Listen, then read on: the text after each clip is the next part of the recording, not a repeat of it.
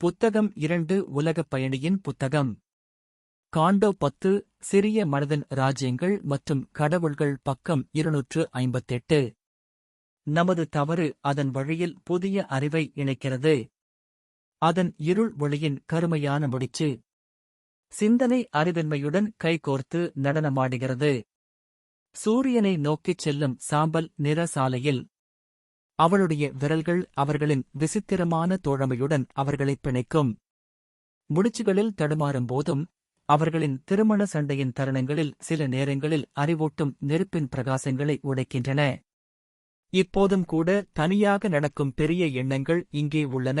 அவர்கள் தவறான வார்த்தையுடன் ஆயுதம் ஏந்தியுள்ளனர். உள்ளுணர்வு ஒளியின் ஒரு முதலீட்டில் அது கடவுளின் கண்களிலிருந்து ஒரு ஒப்புதல். தொலைதூர உண்மையை அறிவிப்பவர்கள் நித்தியத்தின் விளிம்பிலிருந்து வருகிறார்கள். முடிவெளிகளிலிருந்து ஒரு நெருப்பு வெளிவரும்.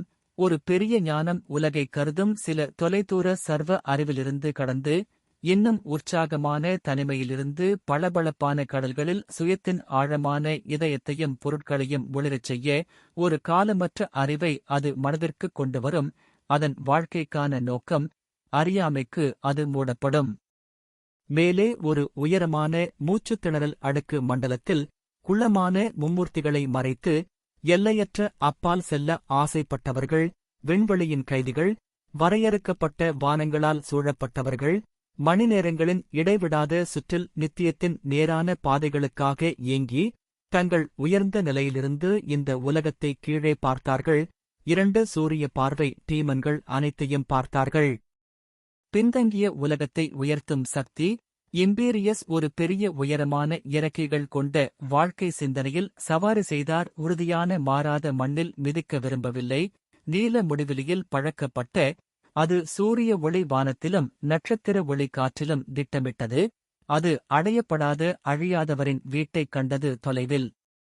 புத்தகம் 2 உலகப் பயணியின் புத்தகம்.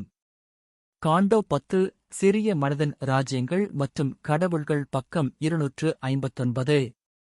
கடவுள்களின் குரல்களை தூரத்திலிருந்து கேட்டது.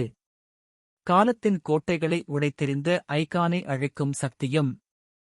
எல்லையை மீறி, விதிமுறையை மீறி.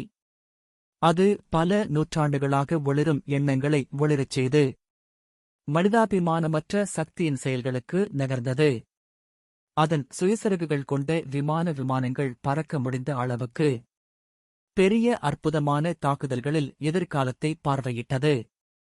அது கனவு விதியின் காட்சிகளை மறுபரிசீலனை செய்தது. கற்பனை செய்ய தகுதியானது, அடைய முடியாதது. அது அதன் கருத்து வரைபடங்கள் மற்றும் பார்வை திட்டங்களை வரைந்தது. மரண விண்வெளியின் கட்டிடக்கலைக்கு மிகப்பெரியது. அடித்தளம் இல்லாத அகலத்திற்கு அப்பால். உடலற்ற யோசனைகளின் கற்பனையாளர். வாழ்க்கை மற்றும் உணர்வின் அழுகைக்கு உணர்ச்சியற்றவர். ஒரு தூய சிந்தனை மனம் அண்டச் செயலை ஆய்வு செய்தது.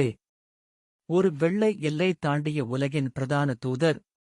அது உலகை தனிமையான உயரத்திலிருந்து தொலைதூர மற்றும் வெற்று காற்றில் பிரகாசிப்பதைக் கண்டது. 2ஆம் புத்தகத்தின் முடிவு. காண்டோ 10